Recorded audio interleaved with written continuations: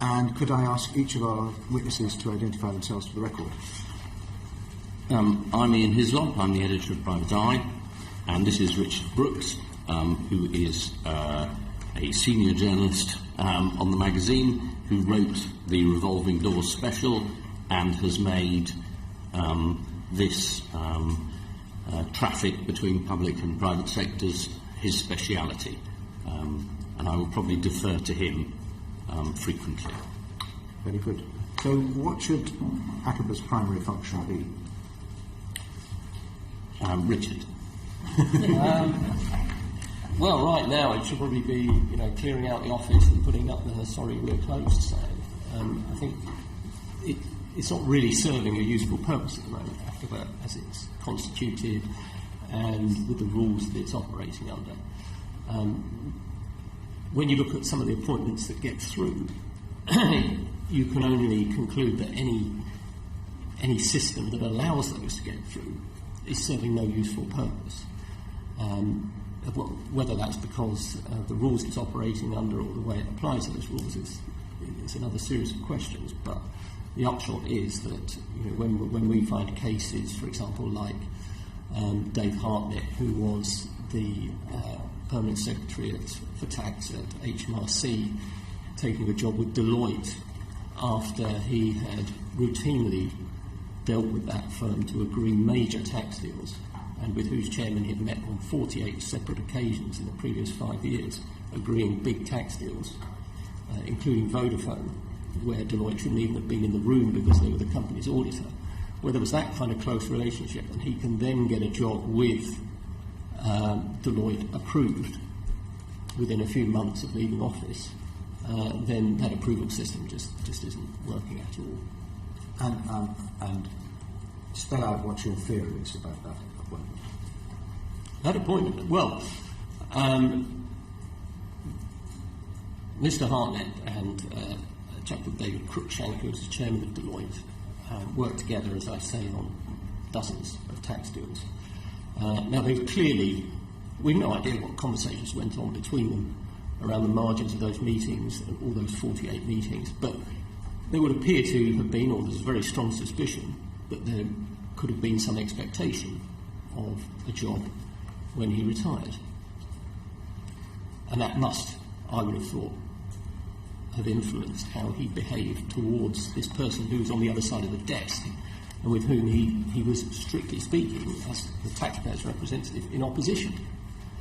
Now, I've just been very clear, clearly asking you about what you thought, and you've told me what you thought. Can I just make a general request that we're circumspect about making any implications about individuals? You are protected by parliamentary privilege. Yes, and you are addressing two people from Private Eye, so quite. Attacking individuals is sort of what we do. Yes, I know, but I appreciate that. I mean, you've had the professors but in some ways, now you've got us. Having you in here is like letting a wayward dog off the lead. Well, that's very flattering. But given that people, I'm not going to have the opportunity to respond in equal measure. If there's stuff you want to tell us in private, please do. But I just caution you. Chairman, there was nothing controversial about that at all. Okay. That was fairly suggest that toned down even. Disgraceful for Mr. Hartnett to take a job with Deloitte and with HSBC, I think is pretty tame as an accusation. And we produced a report in 2012. What do you think has changed since 2012? Well, according to Richard, nothing's changed. And we produced this pamphlet which he wrote called Revolving Doors, and it actually analysed the number of appointments which ACoBA has decided were not suitable. And that total is 0.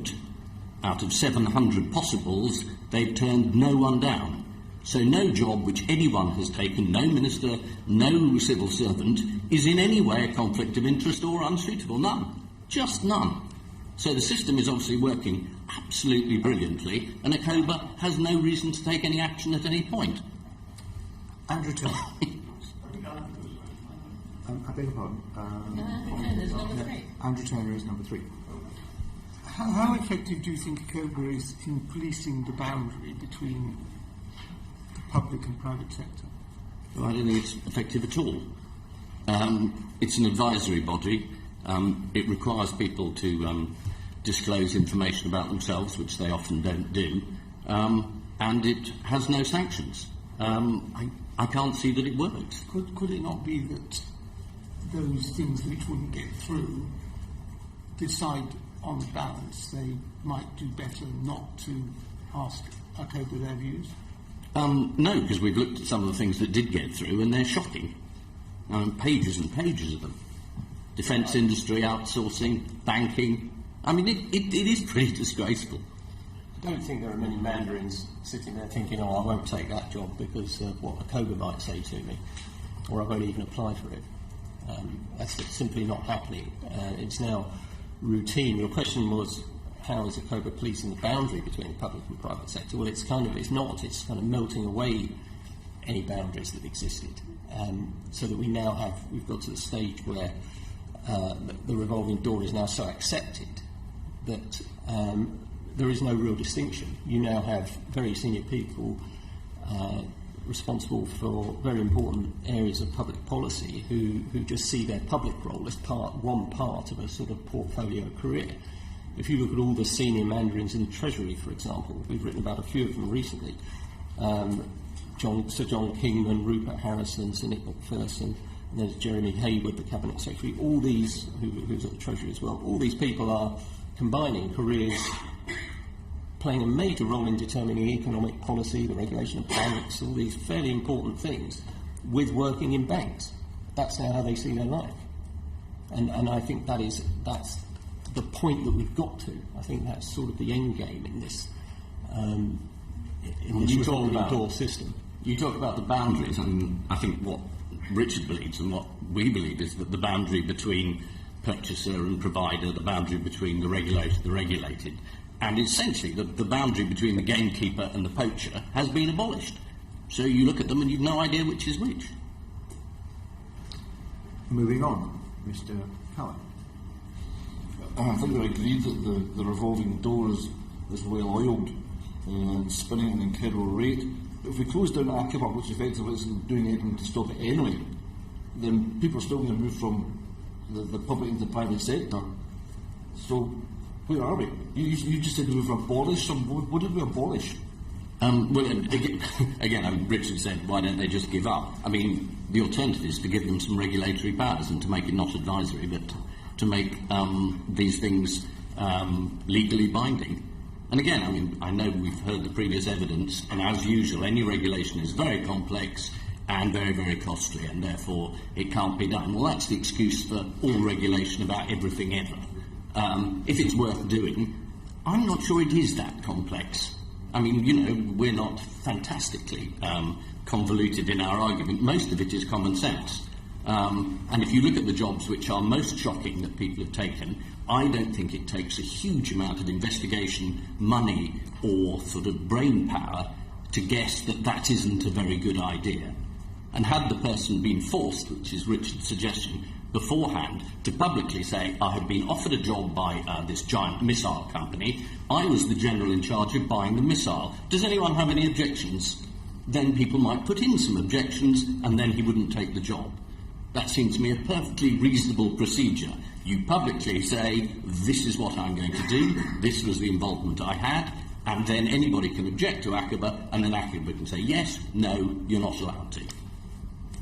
But there's part of the problem lies with the people that make up ACoBA, because we've already heard earlier today that they also seem to have secondary jobs on the go. Well, again, people always say, well, it's very, very difficult to get people to sit on committees, and then you only ask the same group of people. Absolutely. I mean, ACoBA could include, I don't know, former teachers, possibly some policemen. Absolutely. I mean, if you're desperate, journalists. Was that an application for the job?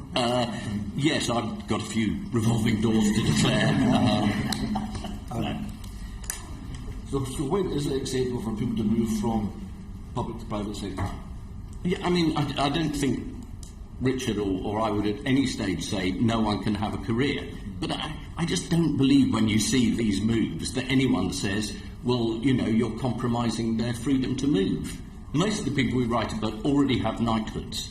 Richard's point is that most of these people are right at the end of their civil service careers. They're in the golden years anyway, and they have a look ahead and see a nice autumn of very, very well-paid employment in the private sector. We don't want to penalise the 40-year-olds who need other careers. Is that right? Yeah, that's right. I think there are two categories. You know, there are the people who want to make a legitimate career change. I may well myself declare some sort of interest in their 30s and 40s. And then there are those who have had their career, they've got their knighthood, they've got the very high final civil service final salaries, their pensions, they've got pretty much everything. And yet they see this this extra carrot of the $100,000 a year non-executive directorship and so on, which is becoming, interestingly, I think, much more attractive. If you look at the way that, for example, non-executive director fees have gone up, they've doubled in a decade or so. The same goes with consultancy day rates. So the incentives have become greater at the same time as any shame attaching to the move has diminished completely. Those are the real concerns. Further down the pecking order, where you have more junior officials, perhaps younger officials who want to change career for legitimate reasons, you know, no one wants to sit in the same job for 30 years. Those people have to, I think you apply different conditions. You say, yes, you can move, but you can still have strict conditions. You can't, for example, if your specialism is in contracting, project management, that kind of thing, you can take a project management job somewhere else, but not connected to the companies that you've been dealing with in office.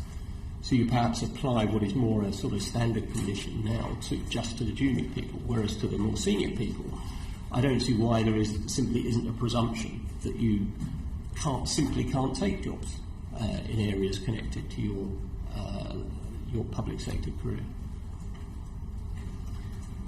Moving on, shall we go? Just picking up on that, though, surely this should all happen much earlier in the process.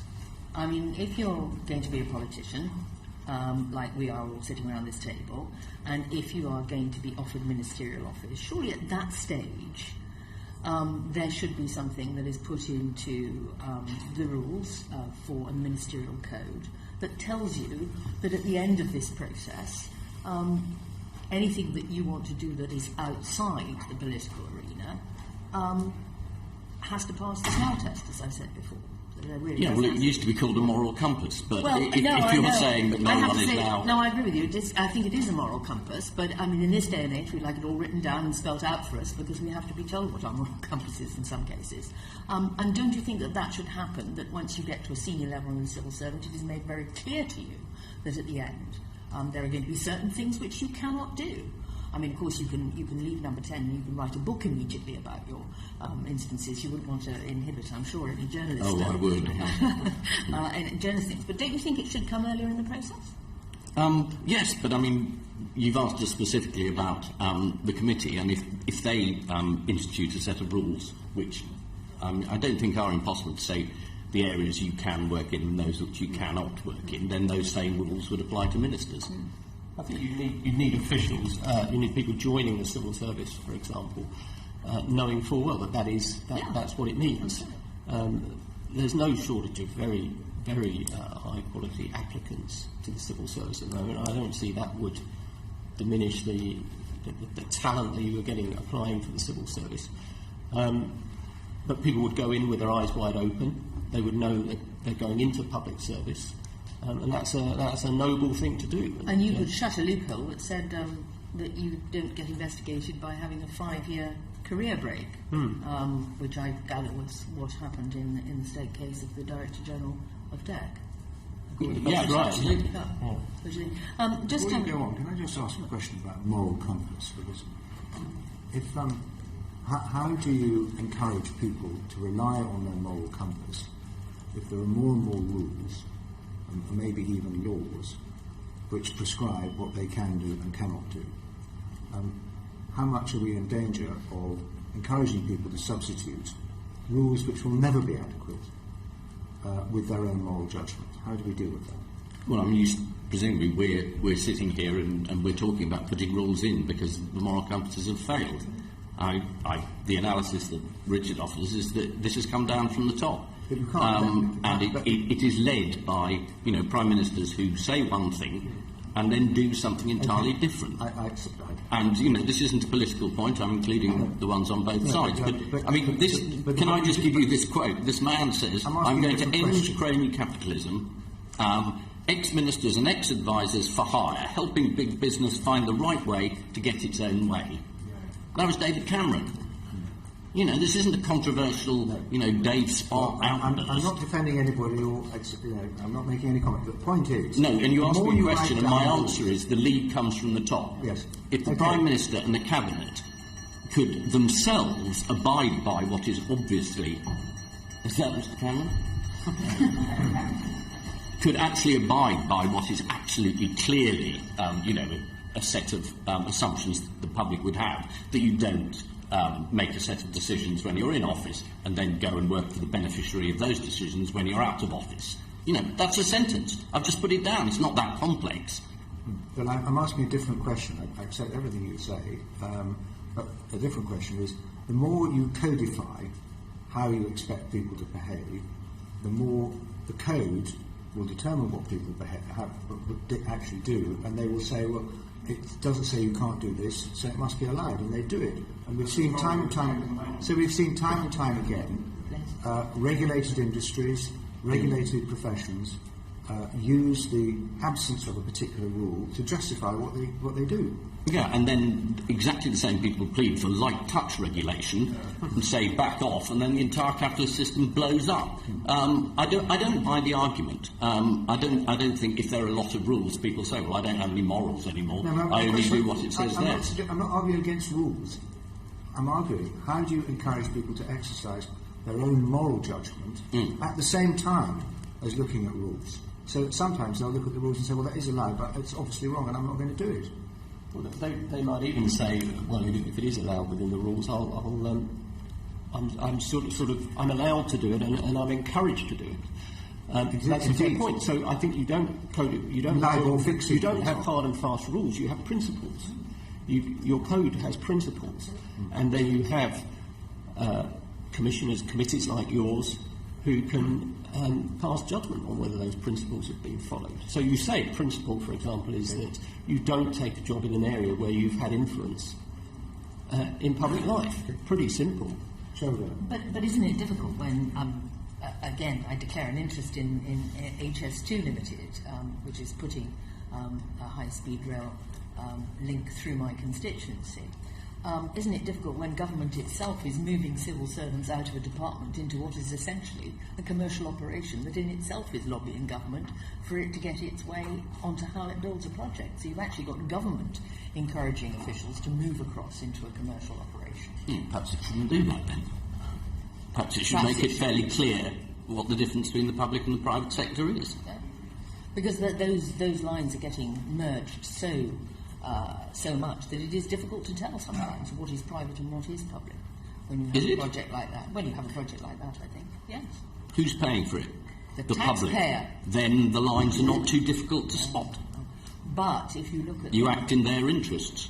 But if you then look at the range of consultants that are then taken on board, because the project then relies on a whole load of consultants, and there is a seamless ability to move between those consultants and government. Well, that's not a good thing. No. Well, just on lobbying, I think you were in when we were talking about lobbying before. How effective do you think ACoBA's proposal on the strengthening of the definition of lobbying was? Did you have a look at that at all? I had a quick look at it. I think the definition is fine, but it's not really the point. If people really know what lobbying is. It doesn't matter exactly what this sentence says. The point is whether you can see it happening, whether it's information about meetings and so on is publicly available. So it's about the visibility of it. And at the moment there isn't any. And alongside or whatever this committee works on, I think you need some major changes in the openness of government about who is meeting whom and what they're talking about. Previous witnesses Alexandra mentioned that so many records of meetings say catch up or discussed industrial topics and so on. Well, what does that mean? In today's issue, actually, that's probably just hitting the newsstands now, we have a story about the former chief executive of UKTI Defence Support Organisation, which is the big arms seller, Sir Richard Panigwian, who has become chairman of Raytheon in the UK. It's one of the most astounding revolving door moves going. He, incidentally, didn't go through ACoBA because he was judged to be the grade too low, and I think there's some big questions about whether they're actually covering the jobs they need to cover. But he, within a few months, he was meeting Sir Martin Donnelly, who is now Permanent Secretary at the International Trade Department and was BIS Permanent Secretary. He was meeting him. What were they discussing? Well, all we know was it was a general catch-up. Now, was that lobbying? Almost impossible to tell. If you ask for the details of the Freedom of Information Act, you'll have no joy at all. It will be commercially confidential or private information or something. So we simply don't know. And so rather whether he's breached this definition of lobbying, this fairly long definition of lobbying, isn't really the point. The point is he's met them. And maybe that's the thing that we should stop. Maybe we should say, look, rather than, we're never going to be able to tell whether you're lobbying or not, but we can tell whether you're actually sitting down and this was a lunch, whether you're having a lunch or a meeting or whatever, and you don't do that. I mean, the previous academics said it's very difficult to know whether lobbying works. I would say, do companies still pay extremely large amounts of money to these people? Yes. My guess is then that they think lobbying works. The minute they don't offer this distinguished civil servant a job on the board, then you'll know that lobbying doesn't work or they're not doing it. I think that speaks for itself. Our predecessor committee produced a report in 2012 which made a number of recommendations. Do you have any comment on that? On those recommendations? Well, I think the main recommendations I saw was that ACoBA should be abolished and replaced with something much stronger, and I agree with that. I think the need for that is now greater even than it was 4 or 5 years ago. This phenomenon has accelerated. We know that from ACoBA's own last report that the proportion of people going into jobs in areas they were covering in the public sector has increased too. And I think it's as if grip of the subject is being lost. It's as if the battle's been lost. It's as if now in the upper echelons of Whitehall and Westminster, that's just what you do. You just do go through the revolving door. So there's some, the whole system you need to start again. You need to say that ACoBA's not working, which is what you said 4 years ago. In fact, it's still not working. It's working even less well. And we need to start again with a much tougher regulator. Richard, the more general point is that as it accelerates, we can actually see that not only is it open to corruption and ethically undesirable, but actually there's no evidence that it's effective. Are large projects in this country better managed because we have this traffic between the public and private sector? Are military projects? The MOD wastes unbelievable amounts of money, gazillions of pounds on projects that are always over budget, late, fighting the wrong war much later. I mean, they're fantastically useless. The record of G4S, I know you don't want me to be rude here, but, for example, total incompetence on any number of public and private projects. Where is the evidence that these people who are paid this large amount of money are contributing to the public good by this merging of the boundaries? There isn't any. I mean, I don't want to be rude about HS2, but is it up and running yet? Not quite. No. I think one other point on that. I think that there's an assumption which rarely goes challenged, which is that somehow it's a good thing for expertise to be shared and that we need to get expertise in. And I think there's a danger that individual institutions lose their identity. the kind of healthy tensions you get between regulated and regulator and government departments that are setting policy and those who are affected by the policy, they ought to be making conflicting arguments and sorting it out between themselves. Whereas when you get this crossover, this continual crossover, you end up with groupthink. For one thing, I think that's a big problem. Another, I think, is that you end up with a lack of ambition within government departments. They don't see expertise as being something for them. They think if they need expertise, we get it in. Or a company, or we need expertise on contracting, and we'll get someone in for that. Well, and you actually end up sort of weakening public institutions and probably the private companies themselves. I think you're making a very profound point. Kevin Hopkins? Yes. First of all, I'm an avid reader of Private Eye, of course, and I have mentioned Dave Hartnett case more than once in the House of Commons, so thank you for that.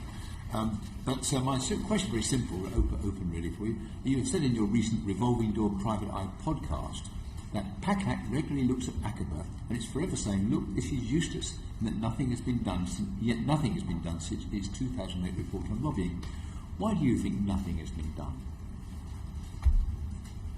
Well, it's the lack of political will, I think, which is probably related to the revolving door itself.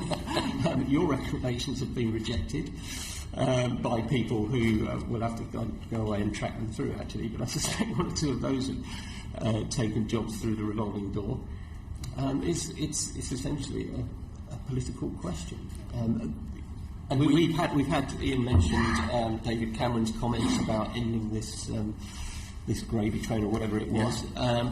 Now Theresa May has much more recently made some promising comments on irresponsibility, improving standards and so on.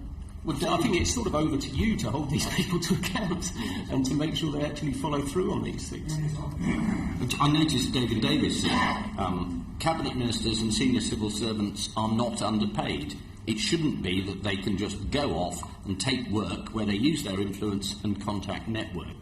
I mean, it's absolutely there in black and white, and that's a member of this cabinet. So, I mean, we can only hope that Mrs May, who has announced a number of new brooms, will take on board what the academics keep calling the public perception, that this is unhealthy and not good for the public. What did David Davis say? Is that 2008? Not since he was a little while. That wasn't. Not since he was reincarnated as a minister, though. No, but people don't necessarily change their opinion, particularly when I agree with it. We were talking earlier on about it being a function of culture, but also age as well, because there is so many people now that come into politics that think it's a means to an end and not an end in itself. For me, it was the pinnacle of my career. Maybe I lack ambition, but I see so many people that want to get into it at a young age and think that this is the stepping stone to something which is going to open further riches. But that happens in both at civil service level and also at political level. And surely to change that culture is a really big ask. Well, I don't think it requires that much imagination to see a particular period of your life or a particular job you do as you are doing it for the public good, not for another stepping stone on your CV. And I would guess that underestimates a lot of people. I know a lot of retired military people who didn't join large defence contractors. They went away, and one of them worked for a hospital. One of them ran a charity. There are other things to do in life apart from join very, very large, well-known companies which you've acted for. I mean, it just seems to me very... It is becoming... And this is coming from me. This is very cynical to imagine that no one would ever take any other career path and wouldn't understand that, public service is slightly different. I think you're also likely to improve politics if people come in, if people know that they can't exploit their political experience. They might think, well, maybe I'll go and do something else before politics, or do it that way round instead. And you may end up actually with better representation in Parliament. So if you've been in public life, I mean, one of the problems we've been told about in our previous inquiry is that the lobbying ban for 2 years is about as long as you can make the lobbying ban, because in any normal contract of employment, you can't bind people in perpetuity not to do things just because they work for you. So how long should the lobbying ban be for somebody who's been in public life? Well, I think there would be the 2-year lobbying ban may be acceptable, but the bigger question is whether the job should be taken in the first place. If you've prevented inappropriate jobs being taken, then the lobbying ban isn't such a question. Okay, well, how long should a ban be on someone taking a particular job? Well, in a case where there's a clear conflict of interest, I think there's a good case for a permanent ban. So that if you've let a contract to a company, then you can never go and work for that company. That's right. Yeah. No, I don't see how that restricts people's lives so much. It is a small restriction. That's how true. do you think the courts would deal with that measure if people challenged it and said it was unreasonable? Well, They take a view. it's worth testing. I mean, it's no good saying what would a court think in 5 years' time. It's definitely worth testing. And You see the problem legislators have in this. Yeah, of course. But they should take a really obvious case like Mr. Hartnett's. And I don't know, I'd like to see that in front of the jury. Do you think it was fair for the man who's meant to be collecting tax to go off and then work for HSBC, one of the people who were in trouble about not paying tax? I mean, I'm no QC, but I don't think it would take much to convince the jury that this is not an appropriate job. Kelvin Hopkins, your question, Kelvin. You said earlier that you don't think it's difficult to do these things. I have to say I agree with you. But what would you think we should say that could improve the system? I mean, I have many thoughts myself, but to make the system really work, I mean, I can think of much tougher sanctions than even you suggested just now. What would you think we ought to say? Well, I mean, I think, as you said, the recommendations last time, were good, but they ignored them. So you should go further this time. I think apart from the bigger questions about what jobs are allowed and what aren't, there are also some improvements you could make with the rules as it is, the policing of the rules as they are. And the big one I would suggest is opening the process up, because at the moment it looks to be failing. I've investigated a handful of cases where it appears that ACoBA is either acting on unreliable information or is summarising the information it's been given unreliably. In the case of Mr. Hartnett and Mr. Harrison, what ACoBA said about their prior involvement with their proposed employer simply didn't match other information that was available if you looked hard enough. Mr. Harrison had had several meetings with BlackRock. He'd had lunch with them around budget time. He was George Osborne's special advisor. And all ACoBA's summary of it, or all its approval letter said, was that he hadn't dealt with the policies they were concerned with, which simply wasn't true, and it ignored the direct involvement. And Mr. Hartnett's case was, I don't need to go into the detail, but that was even more blatant in terms of the disparity between what had happened and what ACoBA said had happened. Now, you need, so this shows to me that, and of course there's an incentive for officials not to give the full picture on their application. The form says, what involvement have you had with this company? So you say, well, I have met them, but I met other similar companies too, and you downplay it. Now, we need to be able to see what applicants are saying at the point they say it, so that we, and possibly their colleagues who know what they've been up to, can say, well, hang on a minute, that's not right. Well, hang on, there's this big conflict that ACoBA aren't being told about. Because ACoBA are making decisions on a less than full picture of what's happened. And that's a big reason why the system doesn't work. That's one point. I mean, I have to say, our previous report fine, but I would hope you might say we go further than that, make it stronger. I mean, the people have the prospect of vast sums of money, even when they're in office, for something they're doing now, which may bring the rewards later on. Serious financial sanctions on them, might that not be a way of dealing with it? Very serious financial sanctions. Like in what circumstances? Well, I mean, if a civil servant has, for example, worked on a contract and then goes clearly seems to have been influenced by the prospect of employment with a company afterwards, forfeiting his pension, his state pension, having to repay a state pension, for example. Well, I think because he's betraying a state trust. Yeah. If there were a clear conflict, that should be put in the application that we shall see. In that case, the job shouldn't be approved. If the information isn't in the form, then that's clearly, and the applicant has lied, then that's clearly very serious, and sanctions like that would be justified. Yes, absolutely. That kind of system you could have, I think could work quite well, where you have tougher rules banning certain jobs, tougher rules about the conflicts you declare, and then if you're not honest, some serious sanction, possibly criminal sanction. I mean, just one quick final question. How would you measure success in monitoring the conduct of former and current holders of public office? Do you have any knowledge of other jurisdictions where there are sanctions that actually work? I don't really. I was interested to hear about the Canadian system, but I don't really. I think that that Canadian system does show that you can at least have those rules. This isn't beyond the bounds of possibility. I mean, you asked what would be success. Just some job blocked. I mean, and again, perhaps the chairman is right that they would immediately go to court and claim this has breached their human rights to stop them taking a job. But then that does mean ACoBA is entirely pointless. And if it can't ever stop anyone getting a job, which is worried about court action afterwards, then, I mean, you can't have it. Well, if one case went to court, it might open Pandora's box because all the previous cases would then be cited, and it might be a question of going back and looking at those cases as well. Yes. I've asked for one question. So you wanted a supplementary shot? No.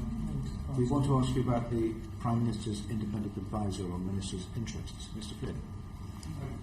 First of all, just in balance to the chairman's less than gracious welcome to you, that I've been a beneficiary of Private Eye since almost your first edition, and you provided a unique source of information over those years, and I believe that in this instance and in many others, you're doing a job that politicians have failed to do, and the politicians of all colours, either out of cowardice or self-interest, I believe in this case.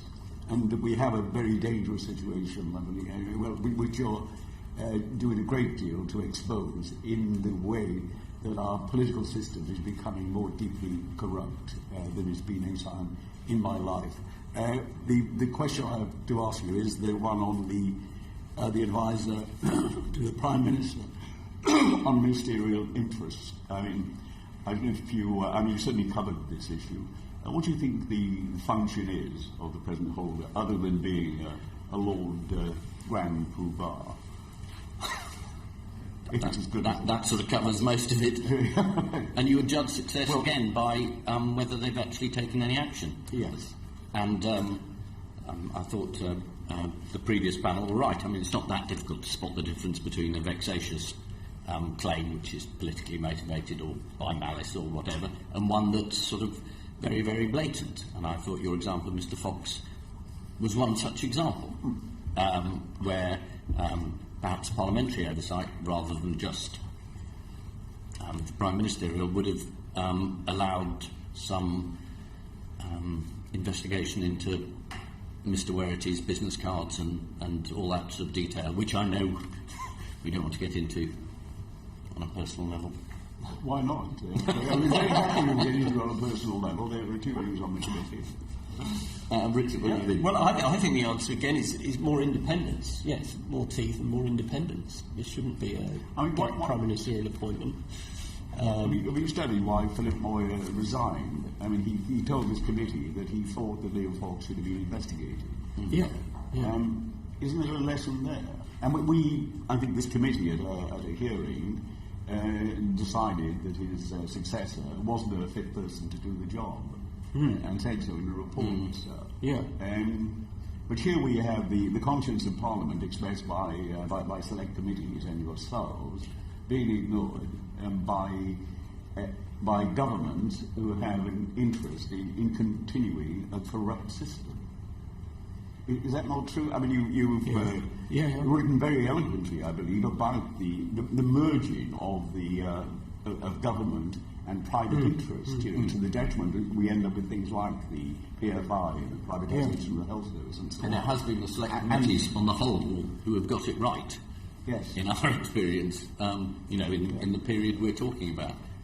I think that might be a more general lesson that Parliament and the parliamentary committees in particular maybe need to have more powers in all these questions of propriety and ethics, rather than simply have them left to government and the Prime Minister's office. There's a long history of independent and effective watchdogs, or showing some independence and effectiveness being quashed or pushed aside. Elizabeth Filkin was another one many years ago. Absolutely. So there is this problem that as soon as someone starts doing the job properly, they're out. How do you deal with that? Well, I think the answer is probably through Parliament. Again, we always have to go through Parliament rather than the government and the Prime Minister's office. Yes, I mean, Elizabeth Filkin was sacked for having the courage of trying to do the job properly.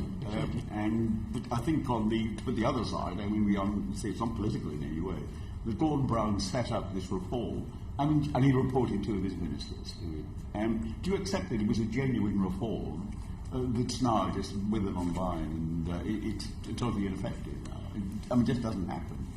One case in 5 years.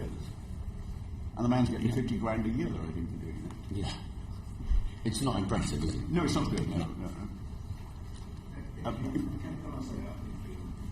On our leaders, our prime ministers, we could talk about two former prime ministers, recently former prime ministers, one who had a loathing of the chair of the Committee of Standards and Public Life, one Alistair Graham, because he actually was a Scottish Puritan and believed morally that politicians should behave properly, and he was disliked intensely by that regime. And subsequently, another prime minister, when a name for a public body was put forward, said we can't have him. He's a Rottweiler. Do we need more Rottweilers? I couldn't agree more. I mean, it's a very nice tribute from Flynn. I would just say that my colleague Richard should take most of the credit for that. And he is, I would say, a classic example of a man. He was a fairly senior civil servant, and he decided rather than go and work for a leading accountant or a missile company, he worked for Private Eye, which is a terrible career choice, and just shows that it is possible not to take the money. But was that poacher turning gamekeeper or gamekeeper turning poacher? I think it was turning from one sort of gamekeeper to another. The first recorded example. The revolving door was very sticky. A very profound one on what happened in the deepening corruption of our systems here, and the danger that we all see in public life, and it's deteriorating. We get these pious sermons from prime ministers on the day they're elected. We can recall the one on lobbying by David Cameron a fortnight before he was elected on lobbying, and nothing happened. The system has got worse. It's more corrupt than it ever was. I mean, what's your view? I mean, with your unique situation on this, what the reform should be? Is the 2012 report by ACoBA a good starting point, or how should we do it? An entirely different setup? I think it's a good starting point. I think, Bill, you were recommending a different setup. I think that is a good starting point. But I think that better, more independent setup needs to be policing better rules as well. So these stricter rules on the jobs you can take. ACoBA at the moment, and presumably any successor body, if there were one, would be operating under the presumption that this is a good thing, that the revolving door moves are a good thing in general, and it's just the exceptions that aren't. I think the rules need to change so that's reversed, so that actually the presumption is that it's not a good thing, and that only in exceptions would it be acceptable. What's your judgment on why there haven't been these reforms, which have been there staring to see as necessary to get a system where there's some control of the revolving door, some way of jamming it in some way or improving it? There is a case for a limit on the time because the information it gets less precious value on the way ahead. But do you think that politicians haven't instituted reforms? And is it one of the two suggestions I made, either out of cowardice or out of self-interest? Well, I think it's both. You look, David Cameron promised reforms, he did, yet rejected your recommendations, and look what's happened to all his office. As they leave with various gongs and go into very lucrative new jobs. And there are clearly self-interest. There is that, and there's what the chairman said. It's just a worry that the lawyers will come in and say that any restriction on ministers or civil servants' freedom to take whatever jobs they like will end up in court with huge costs and will then become unpopular with the public rather than popular. But again, I think you need to test that because I don't believe what the previous panel referred to as a public perception can be changed by doing nothing. I think you have to do something. And I also, you were very interesting about lobbying. I mean, I don't believe that the only way to sell hardware to government is to employ someone from government on your board.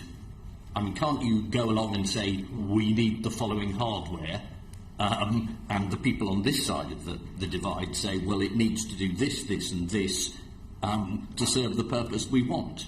I mean, why is that not a reasonable operation? Why does it have to be done behind closed doors over lunch with people being paid a couple of $100,000 on the board? I mean, can I finally ask you... That's a huge other discussion that we've been preoccupied with here, and that is the skills of the civil service in actual procurement and how good our procurement skills are.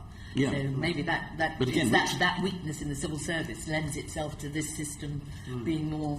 But that's a suggestion that the civil service cannot develop or sustain a culture of expertise, that you have to get in an accounting firm who largely employing 25-year-olds who haven't worked anywhere. No, well, and they come in and tell the civil servants what to do. I don't buy this. No, we're very keen on this committee of making sure that the civil service does have the right skills and does have the procurement skills and does have risk analysis skills, which they seem to have to buy in or go to someone else for, and those should be inherent in our home civil service. They always were, and I hope they will be again. But the skills they buy in, which is our earlier point, have resulted in a series of government procurement scandals. I mean, the hospital IT scandal, I mean, that was all experts brought in.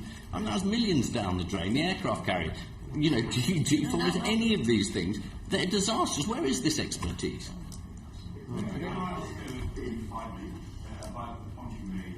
But it's only the great and the good that are appointed to these bodies. I remember being told by Lord Stevens... I didn't put it that way. No, but, I'm all for the good being appointed. Yeah, you mentioned... I do a little anecdote that in a radio interview with Lord Stevens, he explained to me patiently that you couldn't have people who were bus conductors or waitresses on these committees because they wouldn't be able to express themselves. And I had the joy of telling him that I'd spent many years working as a bus conductor and I married a woman who was a waitress. And that both of us can string the odd words together. But don't you think this is this indefinite snobbery among this elite class is a constant danger, and we shouldn't be expanding these committees about people. Well, particularly if you're talking about ethics, we have a jury system which isn't only for former civil servants and distinguished members of Parliament. Other people are allowed to sit on juries and work out who's been good or bad. So why can't we have some of them on a more elevated committee? Absolutely. Did a report on IT and suggested, we all suggested that there should be a big in-house IT capacity, because government has been ripped off time and time again by IT companies. When they get it wrong, they have said, well, give us another contract, we'll do it again. Yeah, Richard wrote about that was one of his first and biggest stories, and that seemed to me, what was it, 12 million down the drain? 12 billion. 12 billion. See, this is why I need expertise. Government has established an IT fast stream intake. On that point, I think there is a big point about civil service expertise. When I was in the civil service, I spotted this drift towards expertise began to go out of fashion. If you wanted to progress to the upper echelons, you did that by showing how good you were at delegating and all sorts of nebulous kind of things, not having expertise in your subject. And that really became undervalued, and I think it has been for at least 20 years. I think they've got some serious work to do on that, and the whole revolving door system doesn't help, because if you want expertise, you just buy it in. It's like living on takeaways, eventually get pretty unhealthy. We could continue in that vein for a very long time, because we are very sympathetic to that view, and if you read our reports, we've made many recommendations about creating more specialisms and specialist capabilities in the civil service, so it doesn't have to rely on contractors for that kind of expertise. Moving on, Cheryl Gillan. I just have a simple question to you both. What can we as a select committee do ourselves and recommend in this report to improve the system and to ensure it's independent and to take it forward? I mean, reiterate the points you made and then do it harder. And I think try and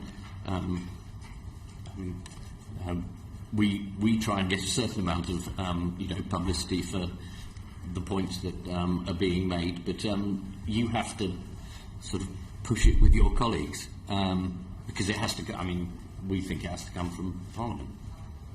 I hope that you're arriving at the subject again at a good time, given the new Prime Minister and certain statements being made. I think that's really something to trade on, I hope. And I hope a Prime Minister that's less about jobs for the boys, but might actually be thinking about the girls as well. That's all I have.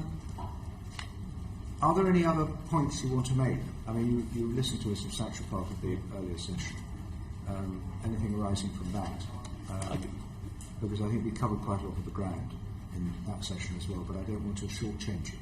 Yeah. I just have one small point, which is we've been very rude about ACoBA, which is really directed at the system. I would add that as a journalist, I find day to day dealing with the officials who represent ACoBA, the press officers, very, very good. They're very helpful.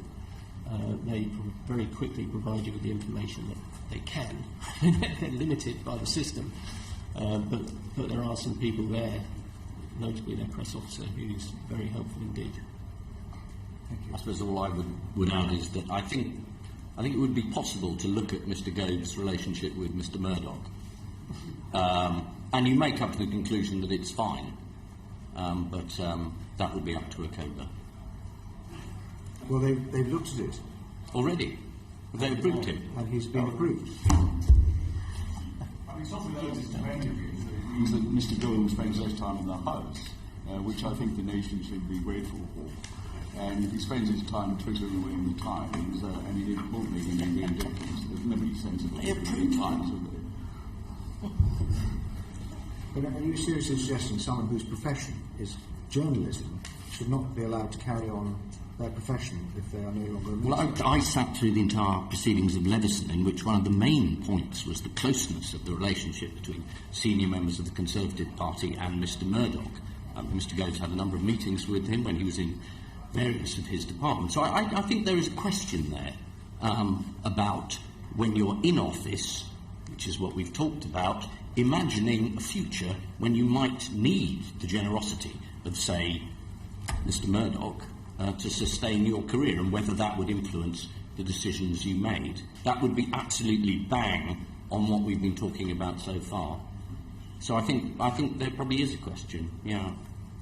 But in my colleague Mr. Gove's case, how readily do you think he was anticipating being where he is now at this particular moment? Judging by the look on his face in the morning of Brexit, he wasn't.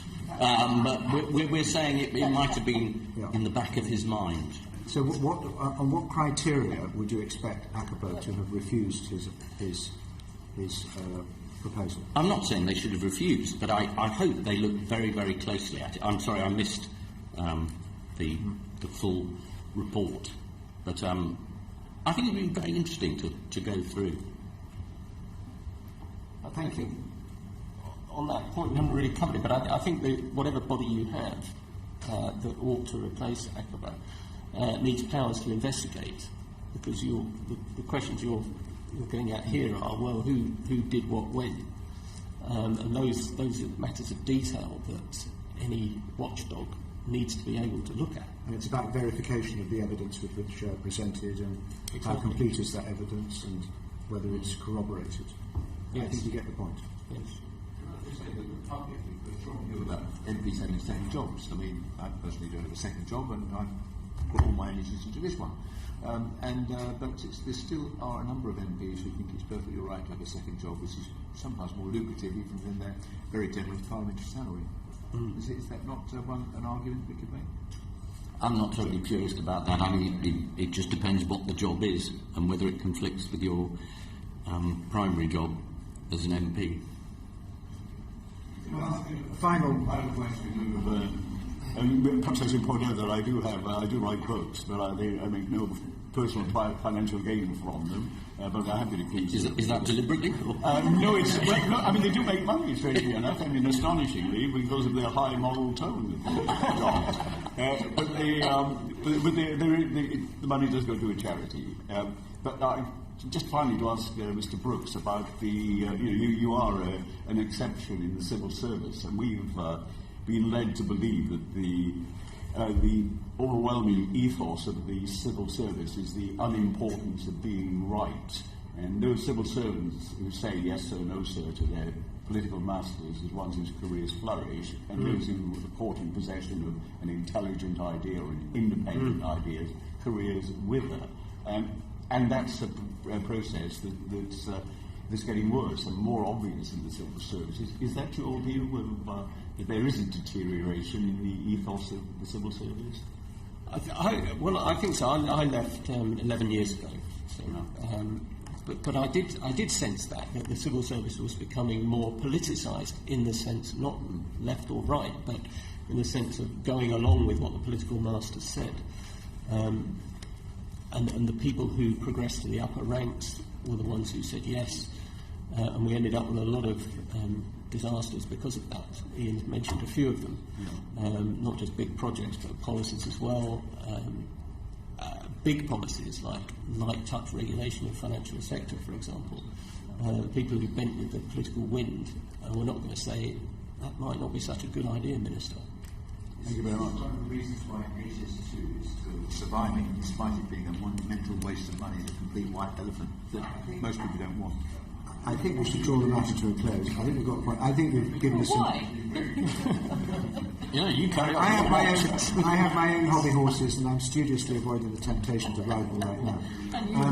But can I thank you very much indeed for coming in front of us? Thank you, Richard. And I hope you will follow the work of this committee with interest. Thank you. And can I ask colleagues to stay behind for a second?